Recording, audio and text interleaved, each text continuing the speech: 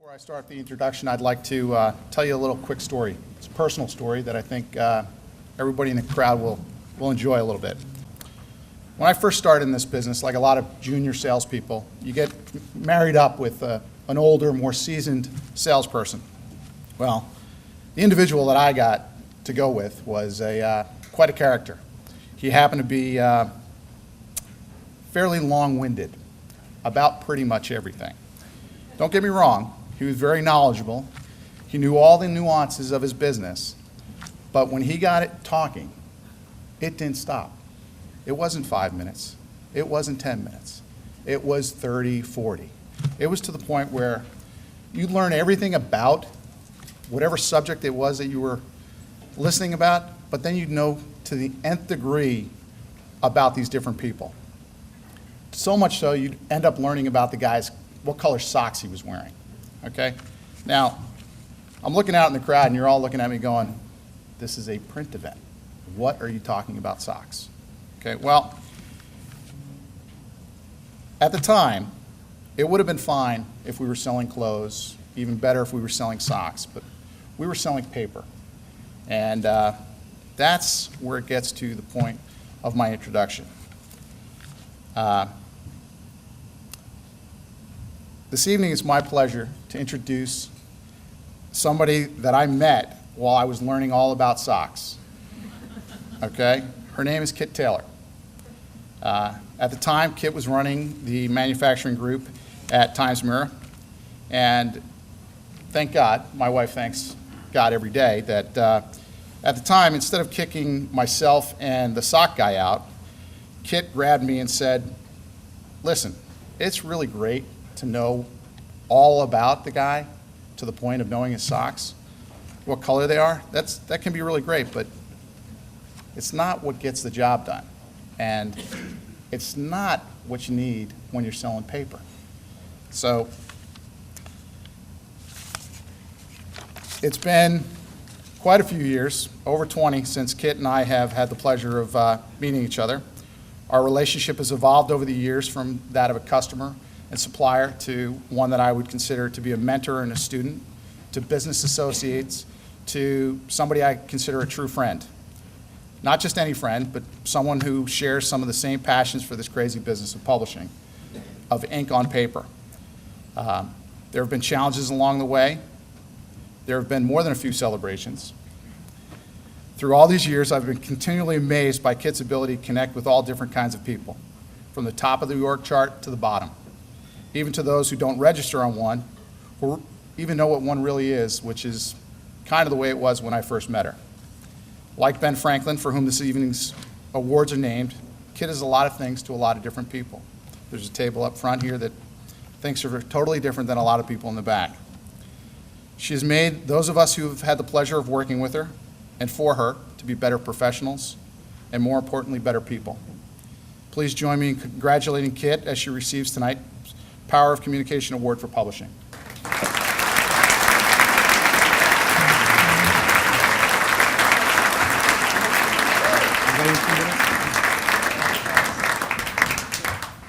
Thanks, Francis.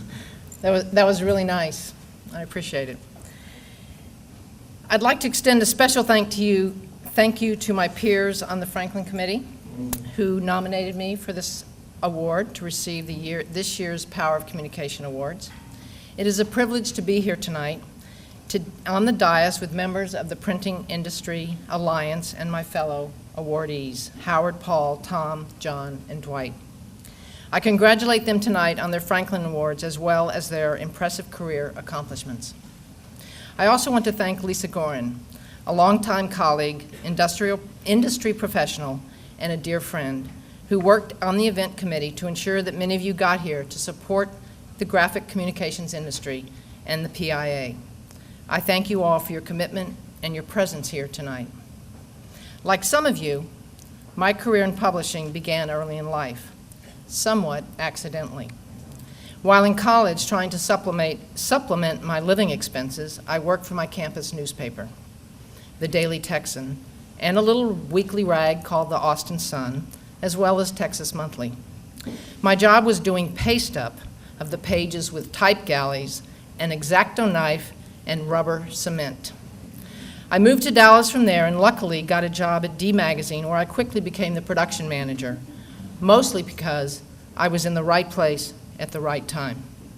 How many of us have ended up in the print and publishing industry because we were in the right place at the right time?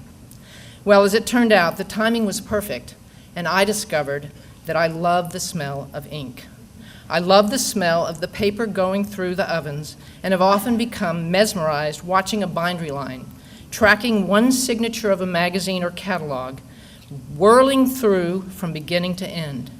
And though my current job keeps me pretty far from the printing floor, it is always a treat when I get to tour a plant or help Lisa and her staff solve some challenge that is about paper and ink.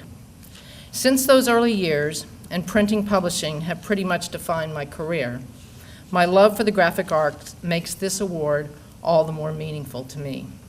The PIA makes a tremendous contribution to this industry, and the work they do is important to our business and a resource on which we've grown reliant.